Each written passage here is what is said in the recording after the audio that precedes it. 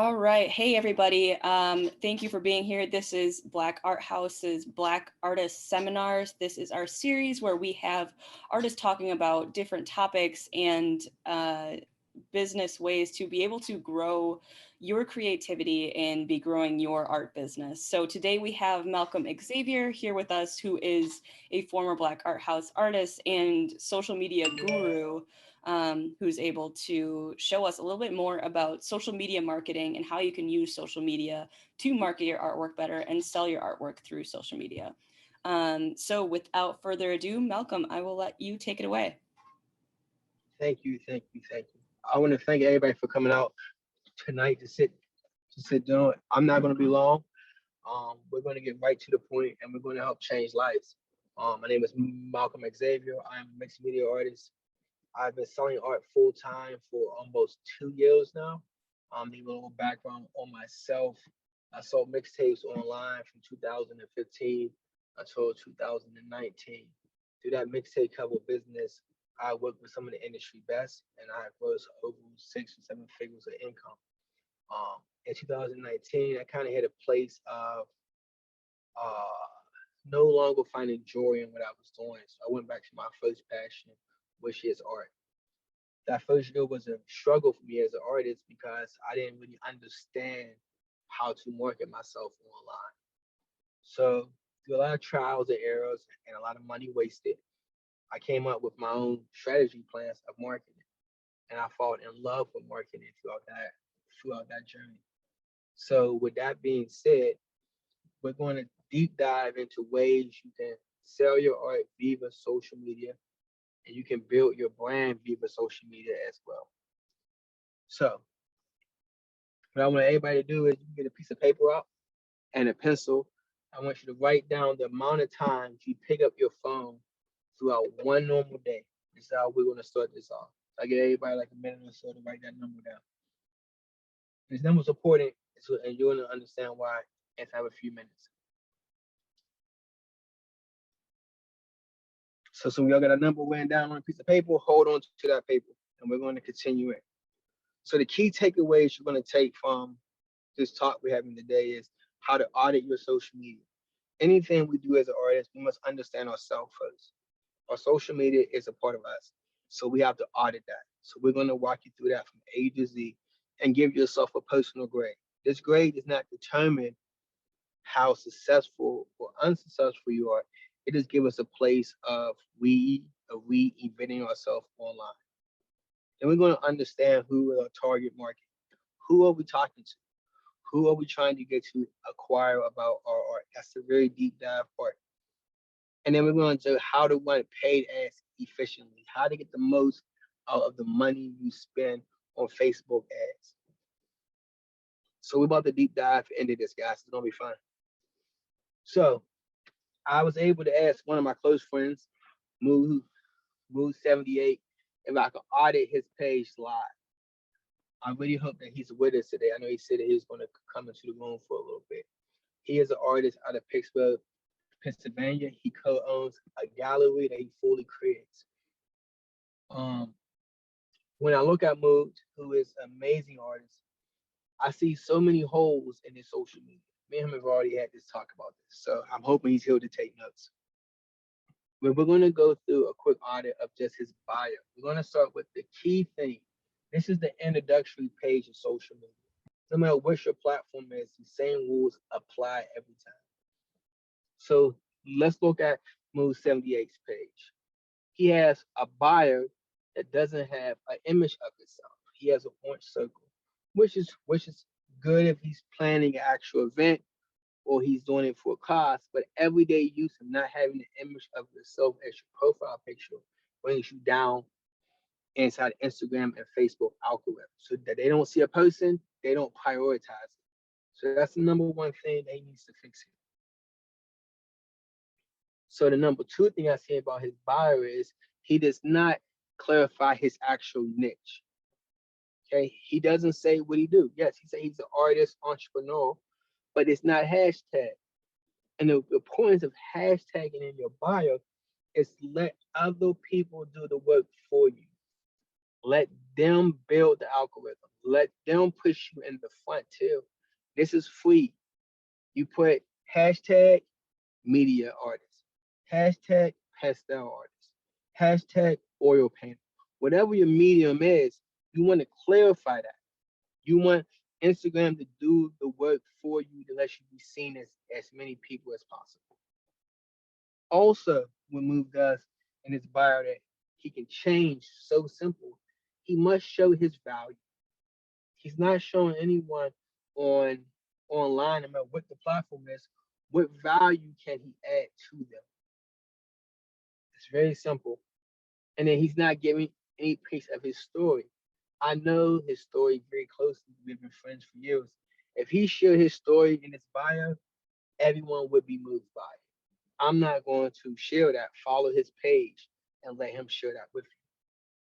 And I did a quick comparison of his bio and my bio to really show the importance of hashtags, your value, and your story and your profile picture.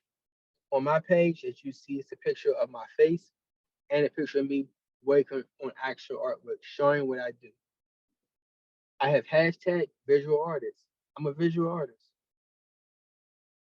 Then you break down what is your value. I like to inspire people. That is my value. I'm working closely with another app right now. That's also in my bio. That's also inside my bio as well. And then I give you a piece of my story. High school dropout, turn success story. I was the kid with the bad stutter. That lets you inside of who I am as a person. So if you're an artist, we all have a story to tell. Use that bio to share your story. That's the fastest way to gain collectors and potential collectors to your page. I know what you're thinking, that you thought it'd all be Facebook ads, numbers this and punch that. The Facebook ads only work if every other part of your social media is working hand in hand. This is why we want to start at your bio. Very simple. A half an hour worth of work can change your whole trajectory online. Two, is your content high resolution? If you did not know, IG and Facebook was off a 1080p system, which that means is 1080p is always going to be the width of the image. Yes, you have different resolution like square and story, but they all are rooted in 1080p. So when you make any content, a high resolution, we don't want no less than 1080. And that also helped the algorithm. They scan each individual photo that goes online on Facebook and Instagram. So they have to have a certain resolution peak to understand what are they looking at. They're looking at faces, common brand stuff, logos, apparel, something classic that you wear all the time. The algorithm scans the picture and feeds it out to people who are actually viewing the same thing. This is very important. Your content triggers your advertisement. So high resolution, always a must. Remember the rule, 1080p before anything else. You can use your iPhone or you can use a high grade Android. Just make sure your resolution is no less than 1080. And let's continue on. Content that talks. When I say content that talks, content that engages interaction with your collectors. We're going to go back over the Move 79 page. This is a post that he's done from one of his classical no brush series. You got to check it out. He's amazing. In his no brush series, he just used scalpels and his actual hands to create the artwork. As you can read in his caption, it says no brush series. Have fun with this one. And he has a decent amount of hashtags. He has good and bad about this post. The first thing is we're going to clarify his good. We already want to start with good and work our way backwards. The hashtags are used properly. There are not too many. They're niche and they're also location based. Very important when you want to make content that talks. You want to talk to your audience. Now, whoever move falls short at in this, he did not ask a question. He did not engage with them to make them speak back to him. And that's why you have such a good piece of content only getting 6 comments. Not because the content's not great, but because just know There's nothing there to encourage conversation, content that talks.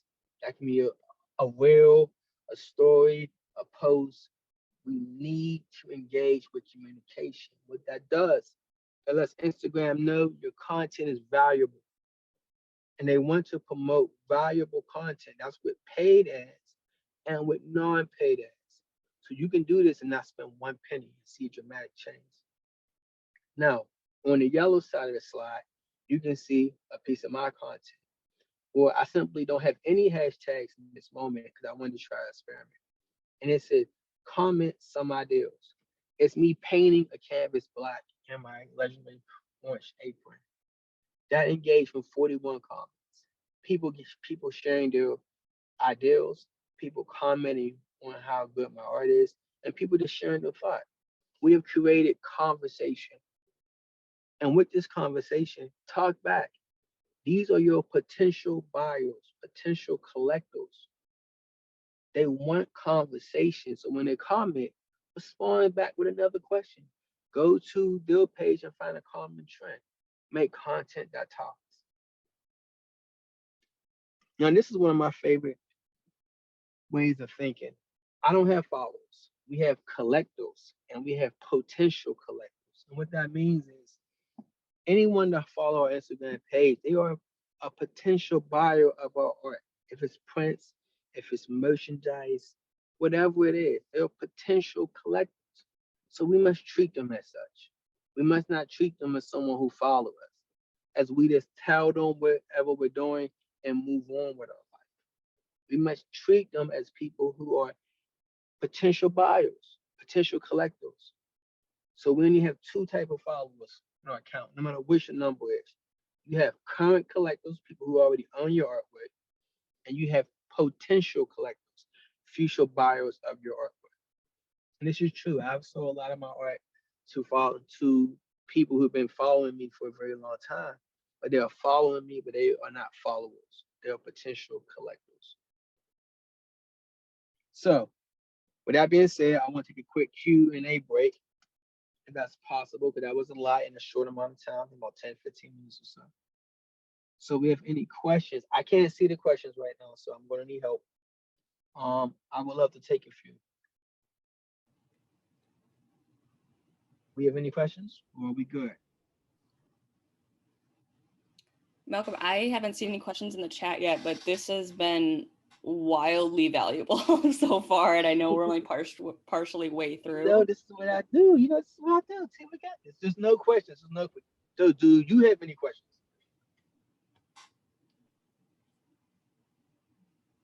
I think you don't have any questions at all? I have not seen any. Does anybody have any questions? Feel free to unmute yourself. Ask away. Yes, I have a question. Yes, sir. Ask away, please, my brother. Can you guys hear me? Yep. Yes. Sorry, I don't really use Zoom that much, but I was definitely listening and taking notes. So when you talk about what to put in your bio, it sounds like you're suggesting that the artist maybe reveal something that's like vulnerable. Yes. So I'm assuming that would be like a way to like connect with people, I would guess. Yeah, so if you look at my bio, for example, I said I was the kid with a bad stutter. A lot of adults who grew up stuttering hardly shows that. So it opens the door to my potential collectors to see I am an open book. I am willing to be viable in a moment. So it's okay to share something that may have been traumatizing towards you because we don't never know who we can connect with inside of our journey. So yes, you definitely want to show that you're human and you're not perfect and you want to connect with people. Right. Okay, that's definitely valuable. I'm changing mine right now, actually. If you have any questions, you can email me. It's info@malcolmxavier7.com. And if I can help you, I definitely will. Dope. I appreciate you. Thank you, man. No more questions, or are we good, guys? Diane Britton Dunham does have a question. She is Queen Diane. Yes, ma'am. One of my favorites. She's asking, how do you increase your followers on Instagram? They like and comment, but not following as easily as they do on Facebook. Queen Diane is so unique. Her art is so amazing. We already had this conversation last week. You do have to invoke conversation. And I think by me knowing you to a certain point, your story and your journey is the conversation. I think if you might have took once a week, let's say every Tuesday, and you spend 10 minutes on live sharing a story of your life, your engagement will go up, which means that your follow count will follow that as well.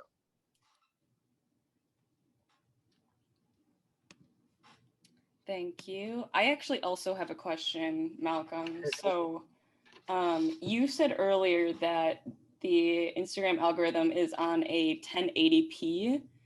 Yes. And so does that mean that the best quality photos for the algorithm often come from iPhone?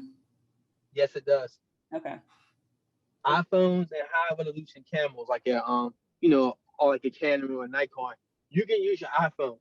Um, the iPhone camera is top tier if you have your settings right under the proper lighting, and you can use the editing software as well to touch up some of the small nicks and crannies. Gotcha. So do you ever edit photos to fit that pixel? No, I always crop to fix that pixel. So what I do is, this is actually a jewel right here. I don't take photos with my iPhone. I take videos. So I take videos with my iPhone, and then I screenshot whatever frame that fits my content.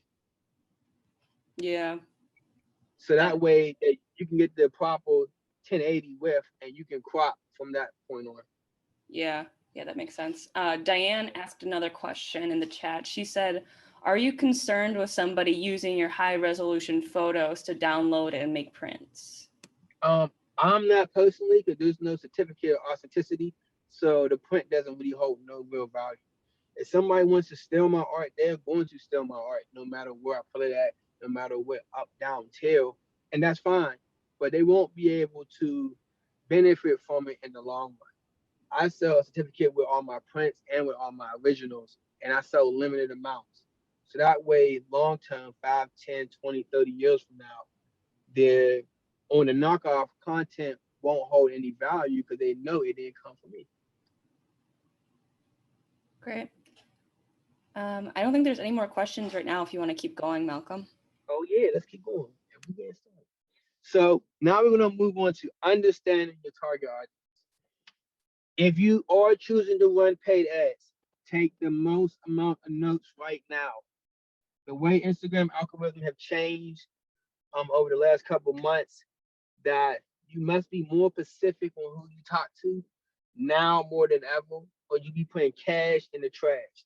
That's the term that I use when we just paying for advertisement and there's no cash back. We putting cash in the trash. So this is actually Mood 79's Instagram's page.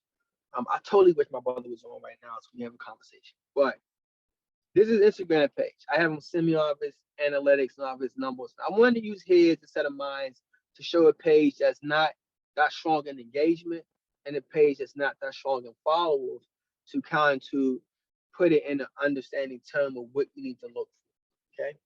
You can see on his page the 20, I think that's 21 to 35 window is his strongest amount of age bracket of followers. That's the age that engage with his content, talk to him. Then it's followed by 35 to 44. So what that tells me is, them is my two target markets. I need to advertise between people between the age of 21 and 44. That's a wide window of advertisement. So I would shrink that down and do maybe 25 to about 40. So yes, you're going to lose some points, but you're narrowing down your target audience. This is very important, because if you do not know this and you're just running ads with random information, you're putting cash in the trash. Now, this is from your Instagram point, not from Facebook. Very important. Instagram information right now. Facebook will be on the next slide. He has a very unique setting. He has 50% men and 49.3% women, which means if I was him, I would target males and females in that point because he's an even split. Mine is not the same, but his is. And you can find that information on your Facebook page under your insight information. It should be right on your bio. It should say insight. And then you hit on audience, and then you can get information on as well. So how do we get the most out of paid ads? Okay. So those who follow me for a long time know I do a system based off of $7 and some change a day. That's how much I spend for my base ads every day. And that's with Facebook Ad Manager. When you upload advertisement on Facebook and Instagram, never use the Instagram app. Always use Facebook Ad Manager. We have more features, more options, and you can run them on multiple platforms. Facebook, Instagram, news, uh, IG live promos, and also Facebook live promos as well. So you always want to use the Facebook Ad Manager. What I did was I just showed you my cap of my data, my information, so you can kind of get a feel for what's going on. And then we're going to talk about the pixels and all that stuff in a few minutes. So if you look to the phone that has the actual pie chart on it, that's my individual site information from the last 7 days for my Instagram page. I have 65.1% male followers, and I have 34.9% female followers. My key age point is from 25 to 34 with it close to 47%.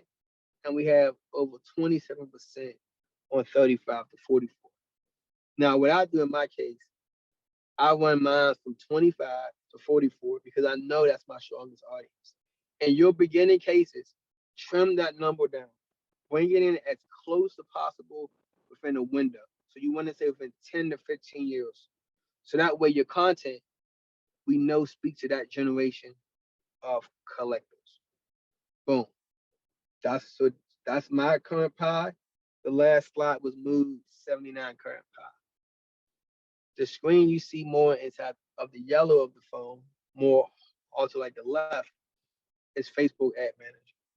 This information comes from Facebook Pixels. If you don't have Pixels installed on your website, shoot me a DM, shoot me an email. I have some content videos that can actually walk you through how to add pixels to your website. I didn't make the videos, but they are content that is valuable to walk you through how to add pixels on your website.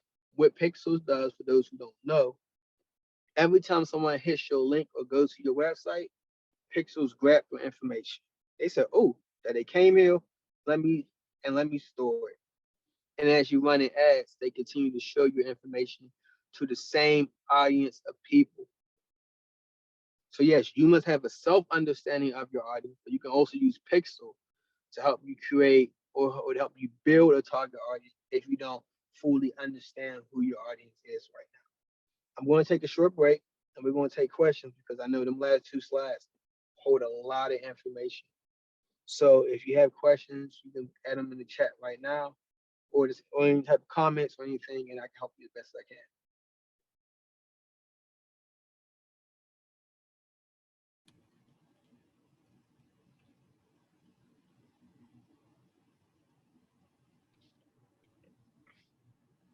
Give y'all a few more minutes. If you have any questions, you can ask away.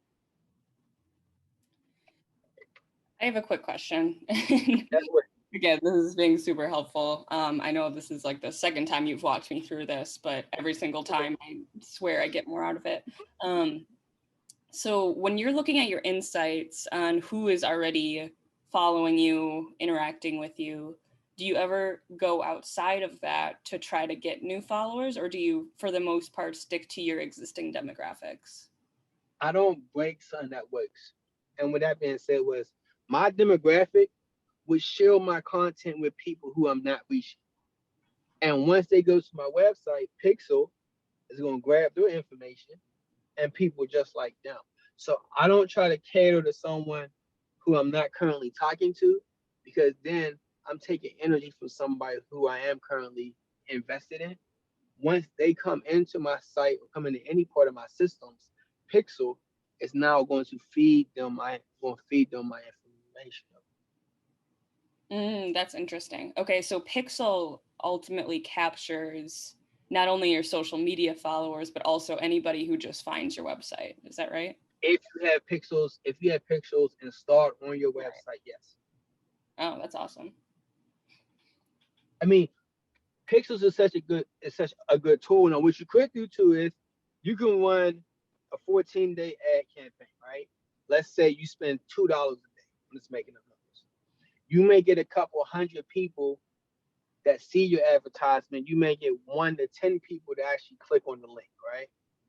Once they click on that link, Pixel's going to capture their information and they're going to now feed your advertisement to people who have similar like interests. You can do that as well if you're not fully sure if your target audience is the audience that you need. Yep, that makes sense. And you can spend as much as you want. I just use like the $2. This is something quick and fast. Because that is putting money in the trash. You most likely won't get any sales from going on Ad Manager and just running like the default settings. But if you want to gain information, that's the best way. Yeah, and I No think more questions? maybe you're going to talk about this in a second, but I know last time we talked about this, you said potentially doing almost research into like the ads that you do, like just doing small ones for like a couple dollars at first and then We're going to get there. Okay. I have a new system because the way Facebook ads is set up now, doing research in your ads is very hard for you to understand because they don't really share your content with as many people. So I figured out a easier way and a more efficient way of using content that works. So if there's no more questions, we can jump into that right now. No more questions? We good, guys?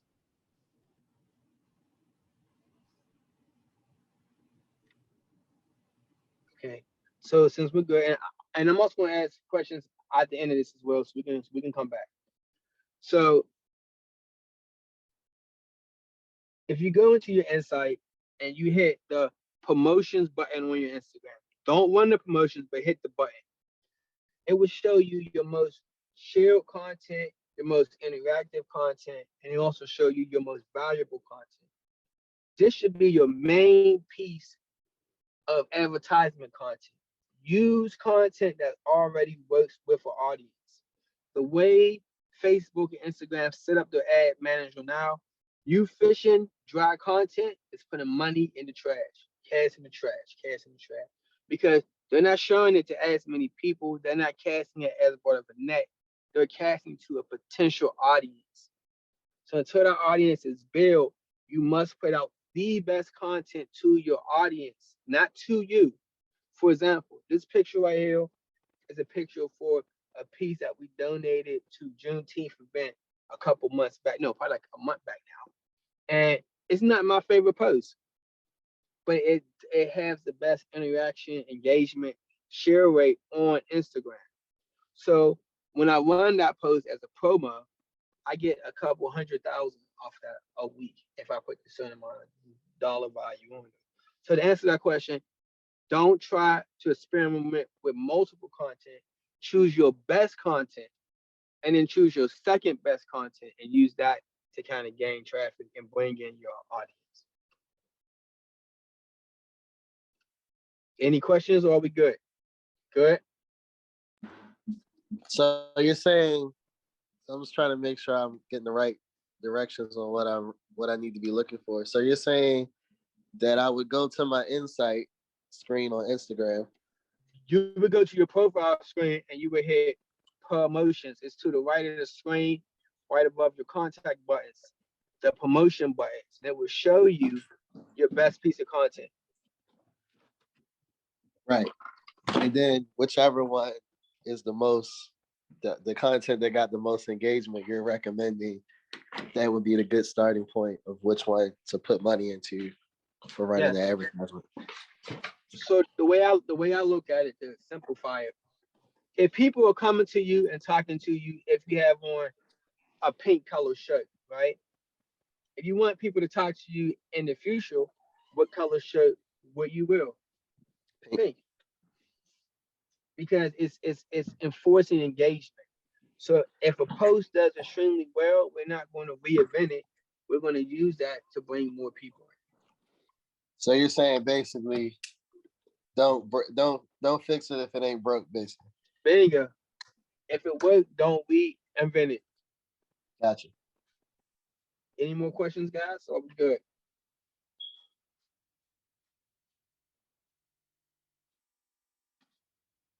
Okay. So we're gonna move on to,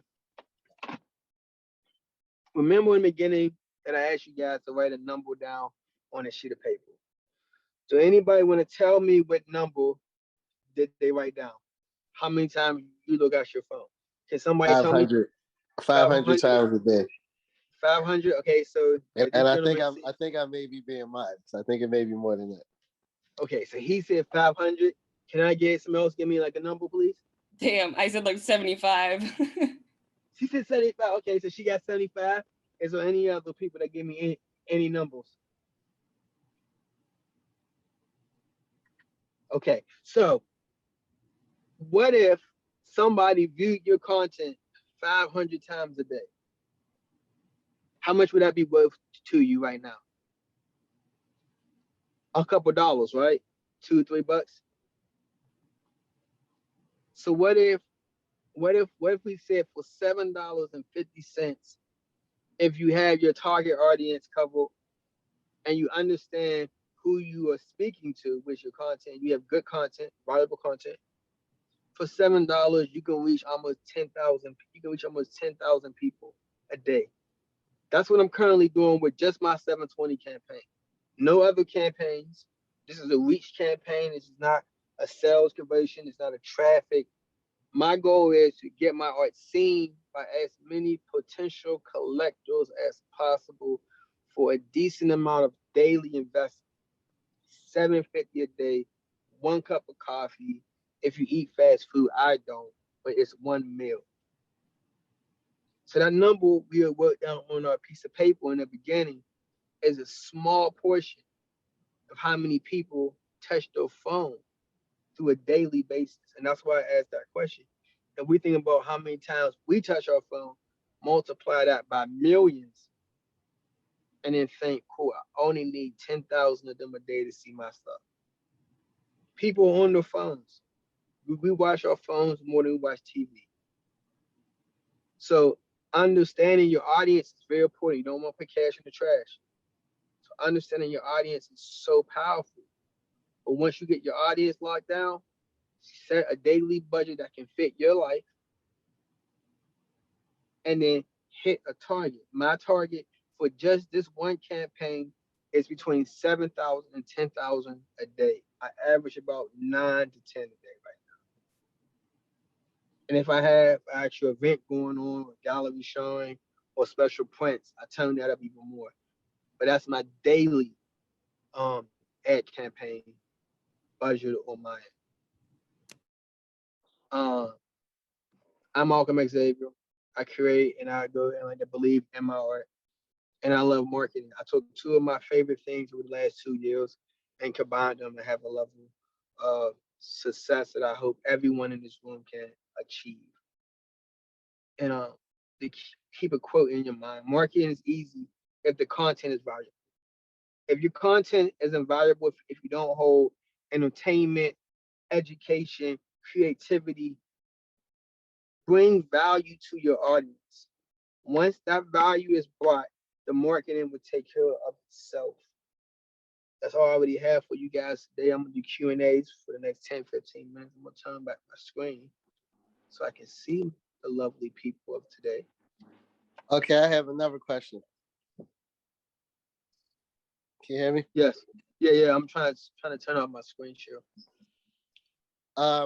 Okay, so how like I've seen this somewhere before. How important do you feel it is?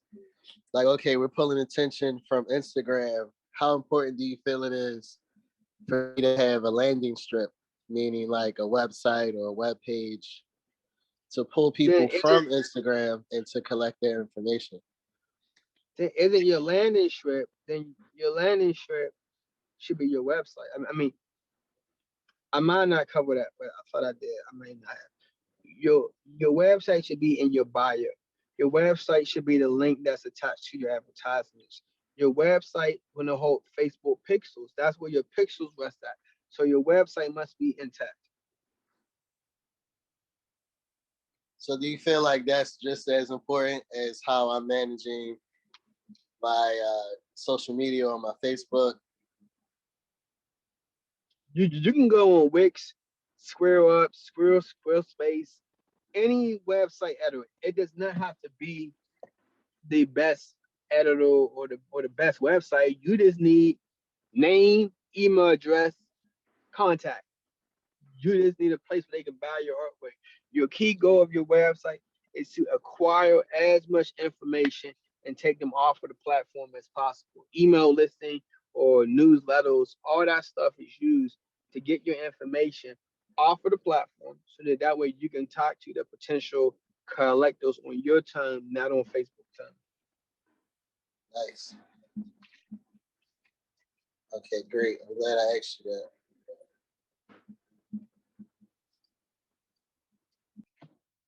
Any other questions or are we good, guys? How much do you usually spend on ads? Me? I guess that's a little bit of a loaded question. How much should a On the, beginner spend on ads? How much should you spend on ads? um, as in the beginning forms, I always say ad money is like gambling.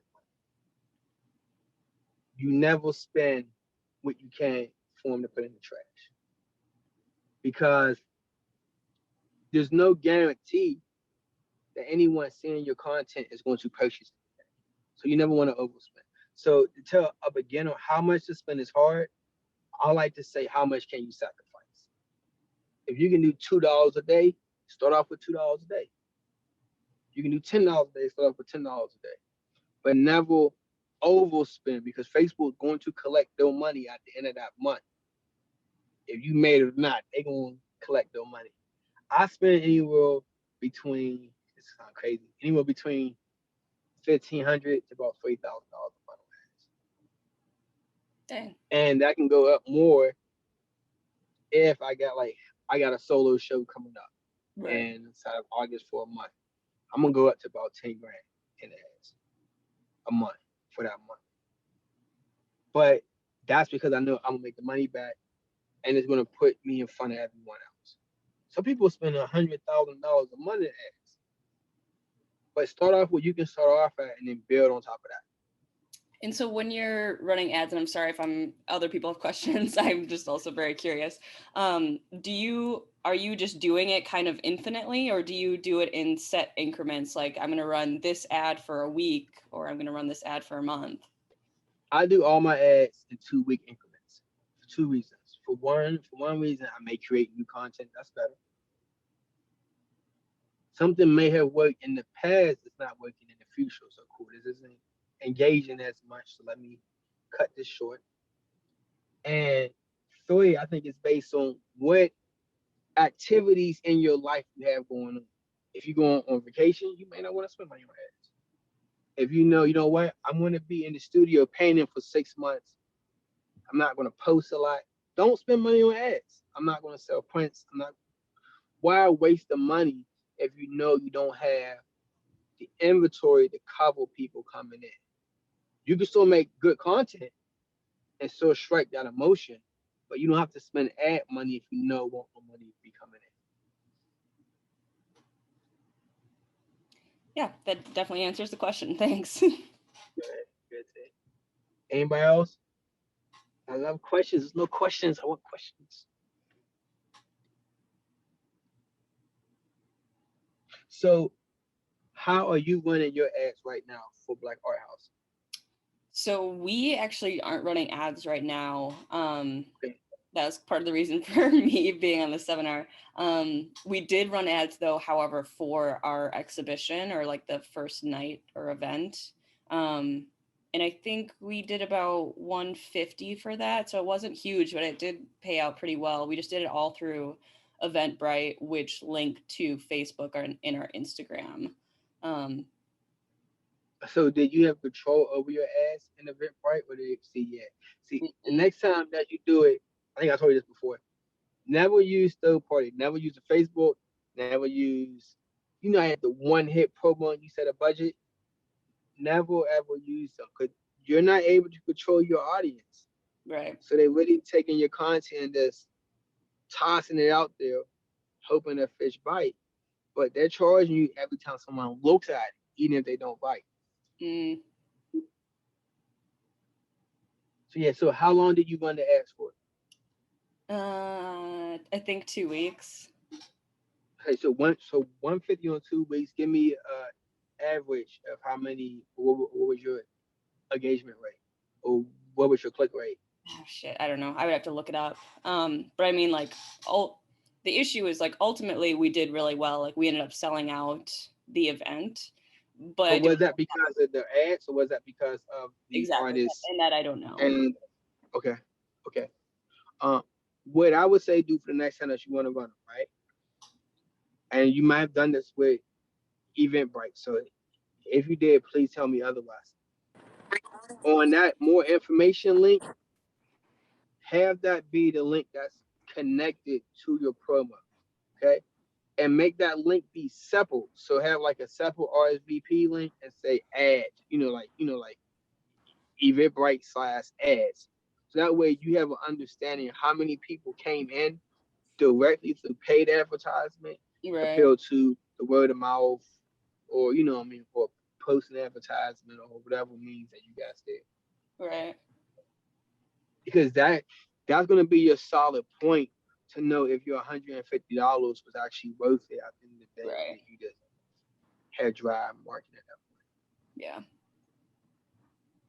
But I think for anyone who's starting off, start off with $2 or whatever you can afford.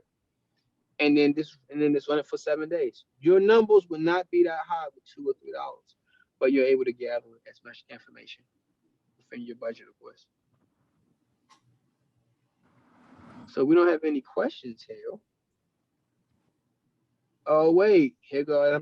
Like my boy Corey's on. He's actually the artist that I use for the audit. I want to tell him thank you and I appreciate you. He's an amazing artist. Check out his page. It's inside my bio. It's inside my page right now. And that's really all that I have on my part. I don't have any more. Nice. Anybody else Someone have any has, questions?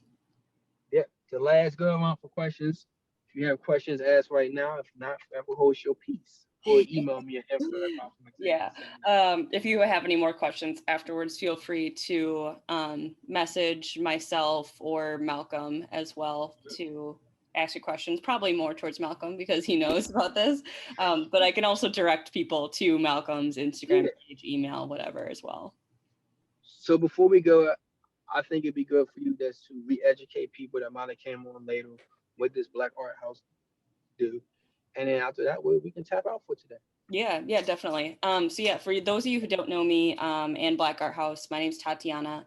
I founded this organization called Black Art House that is dedicated to Black artists and generally connecting people to art by Black artists. So we're also building a community of artists in a way that we want to actually educate you, move you forward in really meaningful ways. So we host these seminars about bi-weekly to really be able to educate our artist community and get them engaged so they are legitimately moving forward in their careers. We're not just trying to sell your art and say bye, we're trying to actually develop you. So if you're interested in getting involved more with Black Art House, feel free to email me, Tatiana Rice at blackarthouse.com. I'll put it in the chat. Or follow us on Instagram or sign up on our webpage as well, which I'll also put on the chat. But otherwise, feel free to shoot me or Malcolm any kind of messages that you want. Malcolm, thank you so much for putting this together. This was always incredible. Anybody who was interested in this and didn't catch the entire thing, it was recorded and it will be going on our YouTube channel, so you can rewatch all of it. Thank you guys. And everybody have a nice, safe evening. And remember, create first and market second. All right. Bye, y'all. Bye, y'all.